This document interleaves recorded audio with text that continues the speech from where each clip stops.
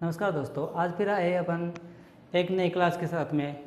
आज की जो क्लास है वो एक क्लास संस्कृति में जो दुर्ग है, दुर्ग में है कुंभलगढ़ दुर्ग।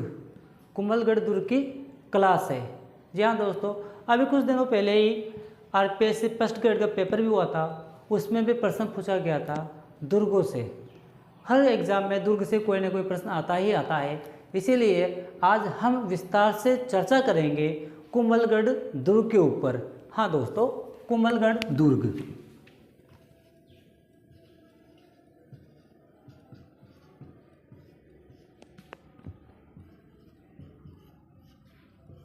कुंभलगढ़ दुर्ग, यह दुर्ग गिरि दुर्ग की श्रेणी में आता है। गिरि दुर्ग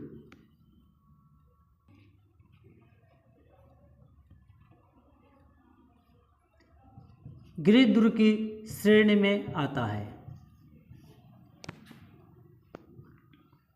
जो कुंभलगढ़ दुर्ग है ये अरावली की 13 पहाड़ियों से घिरा हुआ है। अरावली की 13 पहाड़ियाँ।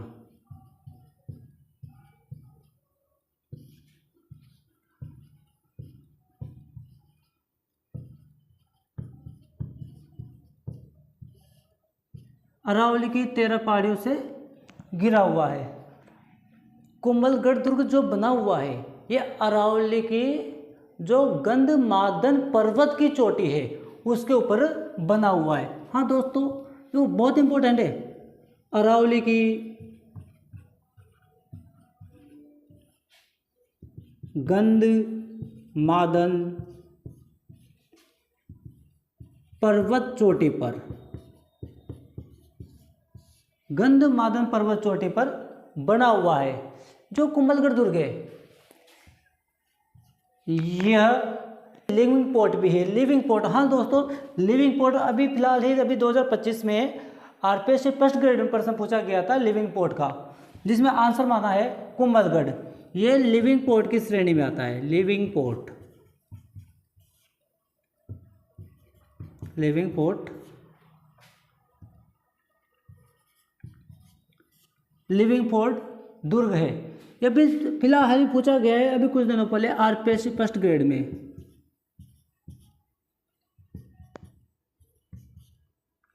आरपीएससी फर्स्ट ग्रेड में पूछा गया अभी, और आरपीएससी फर्स्ट ग्रेड में पूछा गया है अभी 2025 में। और अधिकांश व्यक्ति, अधिकांश स्टूडेंट इस प्रश्न को गलत करके आए हैं। हाँ, क्योंकि चित्तौड़गढ़ लिविंग पोर्ट माना जाता है और जैसलमेर का गढ़ भी लिविंग पोर्ट श्रेणी में आता है। वो तो है, उसके अलावा कुंभलगढ़ जो दुर्ग है ये भी लिविंग पोर्ट की श्रेणी में आता है। लिविंग पोर्ट का मतलब ये है कि ऐसा दुर्ग जिसके अंदर जनता रहती हो, दुर्ग के अंदर ही गांव बसा हो, वो होता है लिविंग पोर्ट। हाँ, कुंभलगढ़ दुर्ग के अंदर ही गांव बसा हुआ था। कुंभलगढ़ दुर्ग के अंदर ही गांव बसा हुआ था, अर्थात कुंभलगढ़ दुर्ग के अंदर जो बस्ती बनी हुई थी उसे जूना भीलवाड़ा बस्ती कहा गया है। जो कुंभलगढ़ के इसके अंदर जो बस्ती बसी हुई है, अंदर इसके अंदर जो बस्ती है, इस बस्ती को जूना भीलवाड़ा, जूना भीलवाड़ा गांव के नाम से जाना जाता है। बेसिकली हम सारी चीज़ें जानते हैं। कुंभलगढ़ का निर्माण कब हुआ, कहाँ पे हुआ, कितना समय लगा, किसने करवाया था, किसके नाम पे नाम रखा, ये बातें हम जानते हैं। लेकिन कभी कभी क्या होता है, एग्जामिनर को पता होता है कि स्टूडेंट को कहाँ पे अटकाना है, छात्र को कहाँ पे अटकाना है, वो अटका देता है। इसलिए हर चीज़ को और बारीकी से देखना बहुत ज़रूरी है वर्तमान में, क्योंकि आरपीएससी हो या कोई सा भी एग्ज़ाम हो, जो पेपर बनाते हैं वह इतने या तो ऊपर ऊपर प्रश्न पूछ लेते हैं, अंदर तक जाते नहीं, डीपली जाते नहीं, या फिर कभी कभी इतनी डीपली भी चले जाते हैं जिसका अपन अंदाज़ा भी नहीं लगा सकते।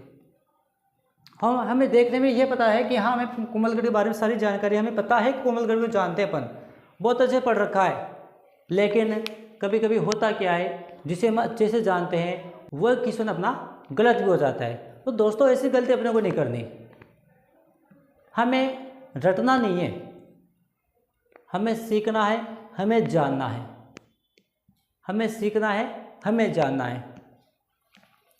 जो सामान्यतः जो कुंभलगढ़ का निर्माण था, ये कुंभलगढ़ का निर्माण कुंभा ने करवाया,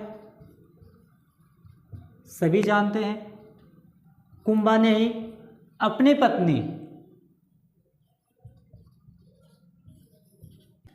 पत्नी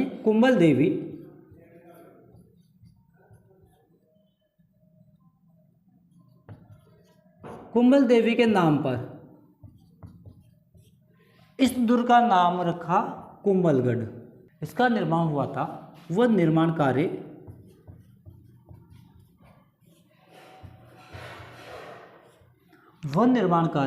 1448 से 1458 ईस्वी के मध्य हुआ था। तो कुंभलगढ़ जो दुर्ग बनाया है, इसका निर्माण तो हो गया, लेकिन इसकी डिजाइन तैयार किसने की थी, यानी कि इसका नक्शा किसने बनाया था। क्योंकि जब भी हम कोई मकान वगैरह बनाते हैं तो उसके ऊपर डिजाइन तैयार करते हैं, नक्शा तैयार करते हैं, मैप तैयार करते हैं। कुंभलगढ़ जो बनाया गया है, इसकी डिजाइन किसने तैयार की, इसकी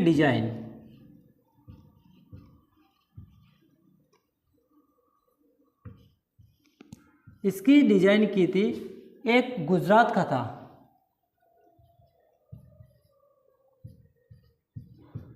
एक व्यक्ति गुजरात का था जिसका नाम था मंडन। कुंभलगढ़ की जो डिजाइन तैयार करने वाला व्यक्ति है वह मंडन है, और मंडन का निवास स्थान है गुजरात। अगर प्रश्न पूछ लिया जाता है कि मंडन कहाँ के रहने वाला है, मंडन कहाँ का था, तो एक गुजराती था, ये गुजरात का रहने वाला था, और इस मंडन ने ही कुंभलगढ़ का डिजाइन तैयार किए, और मंडन को ही कुंभलगढ़ का वास्तुकार भी कहा जाता है। तो सामान्यतः इसका निर्माण 1448 से 1458 ईस्वी, और जो पुरातत्व विभाग है,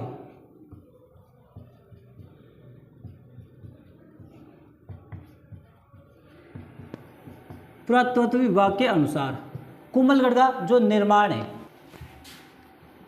पुरातत्व विभाग के अनुसार कुंभलगढ़ का जो निर्माण हुआ है वह 1443 से 1458 के मध्य हुआ था। हाँ, अगर दोस्तों प्रश्न पूछा जाता है कुंभलगढ़ का निर्माण पुरातत्व विभाग के आधार पर कब हुआ था, तो अपना आंसर मिलेगा 1443 से लेकर 1458 ईस्वी के मध्य हुआ था।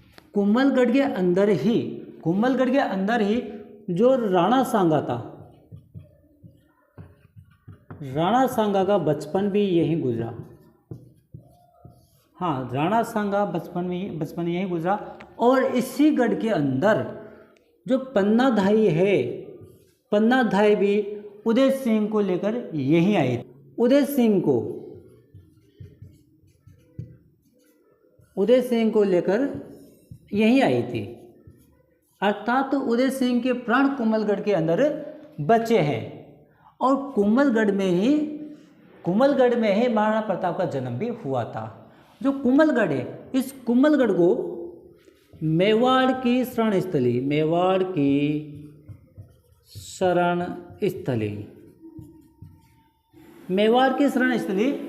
कहा जाता है।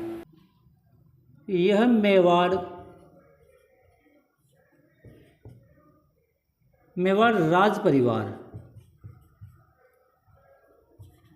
राज परिवार का आश्रय स्थल। कुंभलगढ़ को ही मेवाड़ की संकटकालीन राजधानी कहा गया है। मेवाड़ की संकटकालीन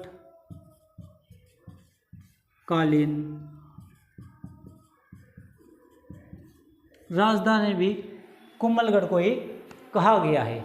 जो कुंभलगढ़ किला है ये राजसमंद में हाथीगुड़ा नाल है। राजसमंद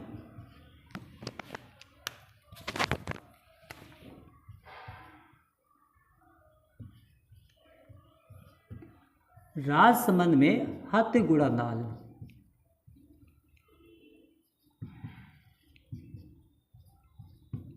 हाथीगुड़ा नाल, हाथीगुड़ा नाल के पास में ये किला बना हुआ है। जी हाँ दोस्तों नोट कर लेना, राजसमंद के अंदर हाथीगुड़ा नाल है और राजसमंद में ही कुंभलगढ़ बसा हुआ है। हाथीगुड़ा नाल के पास ही कुंभलगढ़ बसा हुआ है। कुंभलगढ़ जो किला है ये 13 पहाड़ियों से घिरा हुआ है जो अरावली की चोटियाँ हैं। उनमें से ही एक गंधमादन नाम का पर्वत है, उसकी चोटी पर उसकी चोटी पर कुंभलगढ़ बसा हुआ है। कुंभलगढ़ में एक 36 किलोमीटर की लंबी दीवार है। 36 किलोमीटर की दीवार, इसे भारत की महान दीवार भी कहा गया है। भारत की महान दीवार, महान दीवार भी कहा जाता है। इस दुर्ग के बारे में कर्नल जेम्स टोड ने कहा भी था कि कुंभलगढ़ का दुर्ग इतनी बुलंदियों पे बना हुआ है कि अगर कोई व्यक्ति नीचे से उस किले को देखे ऊपर तक तो अपने सिर की पगड़ी नीचे गिर जाए। ये इतनी बुलंदियों पर बना हुआ है। हाँ दोस्तों कि ये काफ़ी ऊंचा है, काफ़ी ऊंचाई बना हुआ है। कुंभलगढ़ को अभी तक का मतलब क्या, अभी तक ये राजाओं का राज गया अब। हाँ कुंभलगढ़ को केवल एक ही बार विजिट किया गया है। उसको विजय करने वाला एक ही व्यक्ति, कुंभलगढ़ को विजय करने वाला, कुंभलगढ़ को विजय करने वाला, कुंभलगढ़ को विजय करने वाला अभी तक का केवल एक ही व्यक्ति है। इसको एक ही बार विजय किया गया है। यह दुर्ग अवैध दुर्गों की श्रेणी में आता है, लेकिन महाराणा प्रताप के समय और अकबर के द्वारा भेजे गए सैनिक दल शाहबाज खान ने 3 अप्रैल 1578 ईस्वी को कुंभलगढ़ को विजय कर लिया था। उस समय कुंभलगढ़ में महाराणा प्रताप थे।